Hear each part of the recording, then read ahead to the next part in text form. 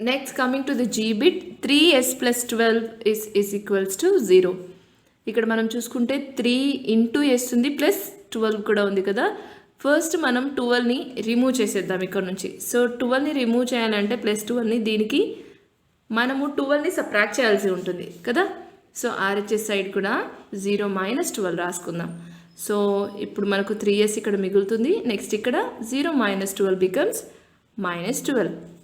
So ఇక్కడ మళ్ళీ 3s ఉంది. 3ని రిమూవ్ చేయాలంటే ఏం చేయాలి, మనము డివైడెడ్ బై 3 రాసుకోవాలి. సో ఇక్కడ కూడా మైనస్ 12/3 రాసుకుందాం. 3 కట్ ఆఫ్ అయిపోతే మనకి ఎస్ మిగులుతుంది and 3 4s are 12. So -4 is the answer for the G bit. Okay.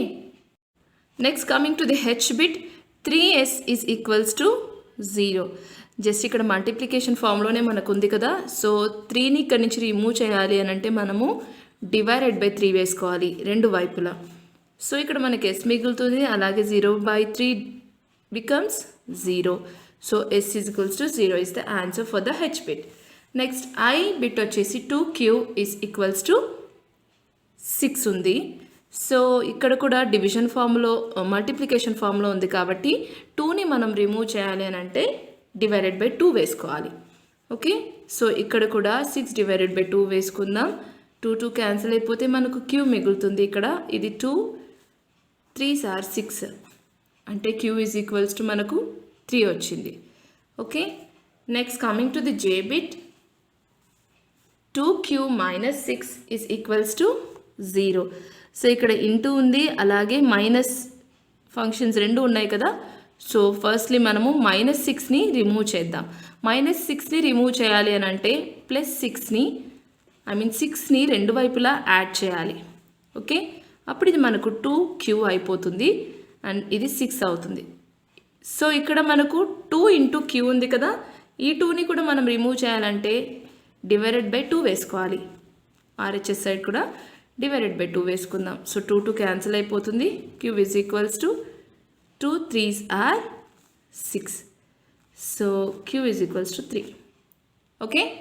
Next, coming to the k bit, 2q plus 6 is equals to 0. So ఇక్కడ కూడా plus 6ని మనం remove చేయాలి అని అంటే రెండు వైపులా 6ని సబ్ట్రాక్ట్ చేయాలి. ఓకే. -6 రాసుకోవాలి, ఇక్కడ -6 రాసుకోవాలి.